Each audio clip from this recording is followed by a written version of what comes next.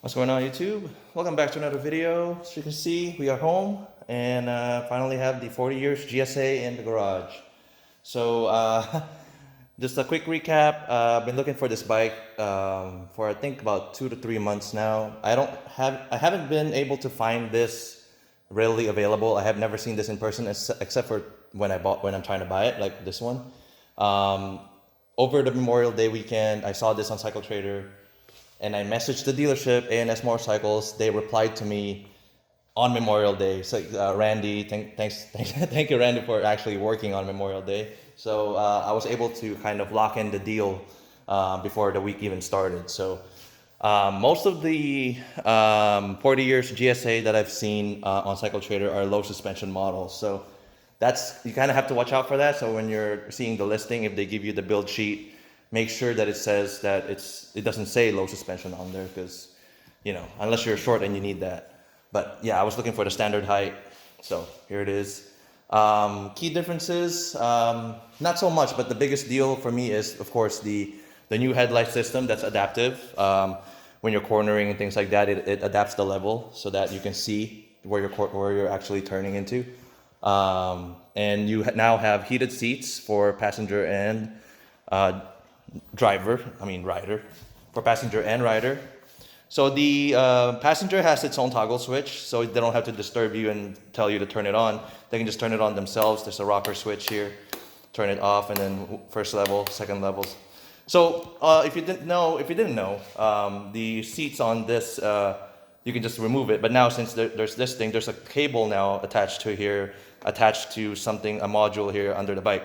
So before, you can just take this off and there's no cable. So when you're washing this, of course, when I wash my GSA, I always remove the seats because I always dry the components that's under there. I'm sure water still gets in there. So it's a habit of mine to take these off. So now I have to watch out for the cable that's attached between here and here because of the heating system. What I quickly noticed is how soft this seat is. It's not. I sold my GSA a couple months ago, actually.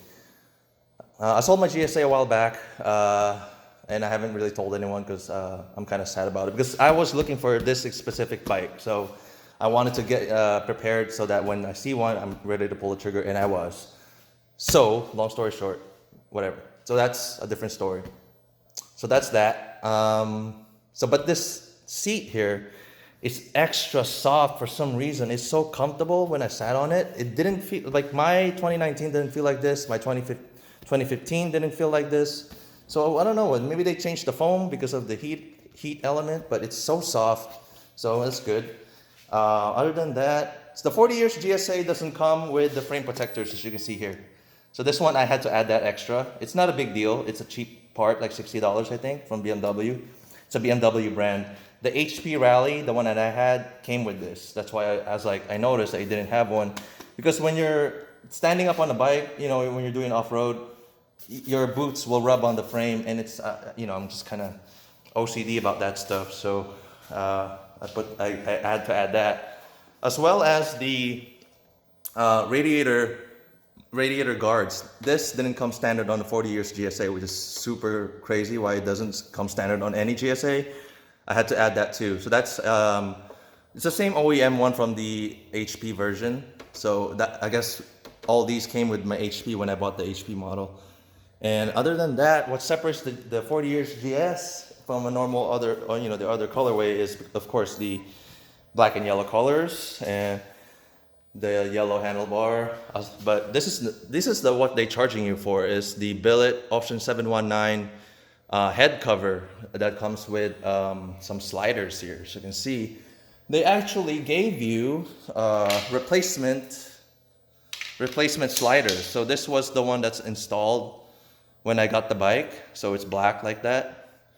But they gave you the yellow one if you prefer the yellow one. So it kind of breaks up the black a little bit. So I think the yellow it has to be the one that you use, because this one is a dark gray. But if you just have a dark gray and there's all black down there, it's all preference, but at least they give you the choice, So it's very easy. It's just 2 bolts. It's basically 2 bolts, and it's just there for a slider function.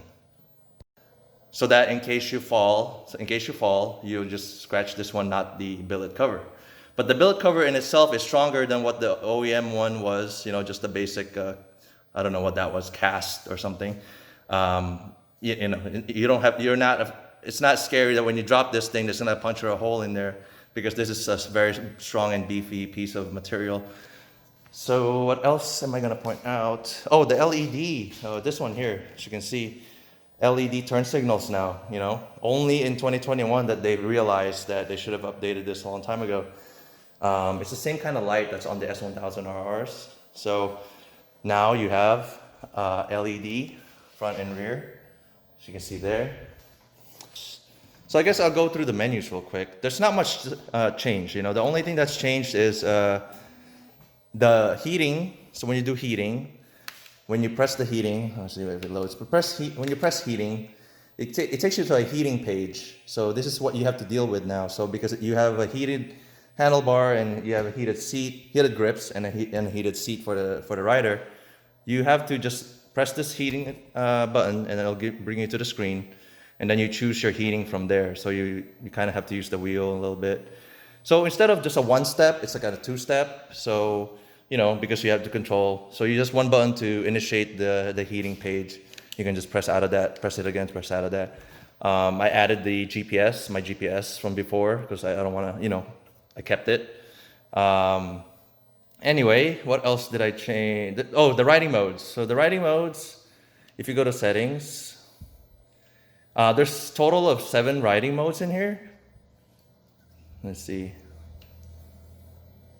Okay, there's total of 7 riding modes that you can select. So the pre-selection says it will give you up to 4, if whatever, you can choose whatever 4 you want in here. So right now what's chosen is the Eco, Rain, Road, and Enduro. So if I want, I'm not going Enduro right now, I'm gonna go with Dynamic because I'm mostly on the street right now. I don't care for Eco, I don't care for Rain. So Road is what I want, Dynamic, and then let's say Enduro Pro. So on the Pro modes, the difference between the Pro and the non-Pro is basically if you just go with the non-Pro, that's the basic, whatever base, you know, setting there is. But on the Pro mode, if you disable your traction control, ABS, and stuff like that, it would stay off on these modes. So it will remember your selection. That's the difference. So, so on Dynamic Pro, if I change my traction control or whatever, or my ABS is off and stuff like that, it would stay off. So I would just prefer that and then go back. So now I have, if I choose to go switch modes right now, press the mode button. I have Road, press it again, Dynamic Pro now, and Enduro Pro. So I have 3 because I think you can choose to at least, the least amount you can have is 2. So yeah, so there it is. So I'm just gonna go back to Dynamic Pro because that's really what I ride most of the time, 90% road. Anyway, and that's pretty much it. Other than that, it's all standard GSA stuff. But the color, I love the color on this bike. It's just, I don't know, like the triple black was gonna be my choice when I saw the triple black, but that really was my plan B because I realized how hard it was to get this bike, so I was opening my mind to just getting the triple black. But I said, the triple black will be widely available, and this isn't. So I had a deposit with San Francisco BMW, San Jose. It was months out. You know, they haven't built it yet. So when this showed up, I was like, oh, okay, I'll just, you know, I'll get this one. I'll cancel those deposits and stuff like that. So yeah, it all worked out. It just, you know, took a little bit of effort, took a little bit of time. But here it is, 40-year anniversary GSA. And, you know, hopefully it's a good upgrade. I know it's not significant. If you have a 2019, it doesn't make sense to upgrade to this, but, you know, I don't really do things that make sense. So it is what it is. If you want it, you want it, you know. And if others don't understand it, then they just don't understand. So anyway, hope you guys enjoyed that video, and maybe it showed you a little bit of insight. Oh, one last thing before I close this video out. The brakes on this is now back to Brembo's, as you can see there. My 2019 actually just received a recall letter for the calipers. They're gonna check on it. It doesn't mean that I have to have a recall. They're just gonna check if my brake, my Hayes caliper is compromised, which it wasn't. I took it to Death Valley and back and all that stuff. So it was working fine. I don't think mine is at risk. It's just that their precaution with all that model year, they're just giving it a notice so that they can check on it. So this one is now Brembo, and I think all the S1000RRs will be Brembos from now on, so they eliminate that issue. And this bike, here's my only gripe about GSA. So every single GSA I bought, it's like they throw a dart somewhere where when it says tires, the tires, and then they'll be like, they throw a dart somewhere, and wherever it lands, they're gonna put the tire that they want on your GSA. This one was not a choice for me. So this is a Karoo 3s. They're good. I'm not if I'm 80% riding off-road, it would be great. It's great. But if I'm carving, because I do a lot of twisty roads, and this is a little squishy for my taste. It's squishy, we're doing knobbies. It's squishy, and it gives me less confidence. And I plan to track this bike sometime soon. So if it was the regular, what was that? The Anarchy 3s, I would have been okay. Let's go track those things. But this one is, I'm wasting this tire essentially for my use. I'm not always on the dirt or trails or anything like that. So, and yeah, so that's just my only gripe is I don't know how they decide these things. Each GSA has different kind of tires. So, whatever. I got to find a way to, I'll buy another set of tires and just keep this for someday, or maybe sell it. But yeah, just this tire I didn't choose. So if you're wondering, I'm not going off trail anytime soon. Well, the Jeep kind of does all that trail riding for me. So, but anyway, yeah, I just got to point that out. This is my third GSA, and they all have different tires.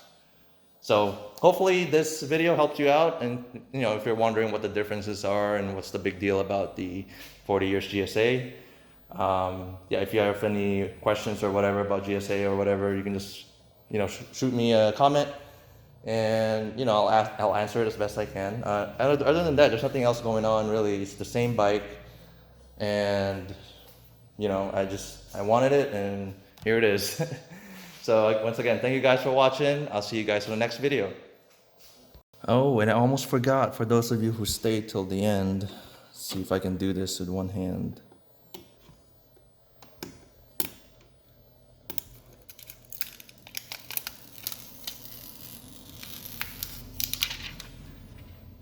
So clean. All right, thank you guys for watching.